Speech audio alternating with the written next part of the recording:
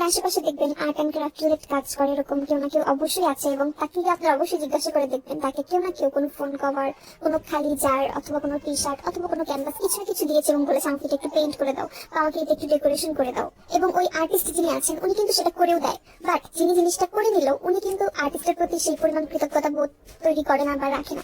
কারণ ওই ব্যক্তি মনে করে যে আমি তোকে এই জিনিসটা দিলাম, ও তো হচ্ছে একটা কন্টেন্ট বানাইতে পারলো আমার এই ফোন কভার বা আমার এই টি শার্টের জন্য বা আমার এই ক্যানভাসের জন্য, ওর একটা কন্টেন্ট হলো, এটা তো ওরই লাভ হলো।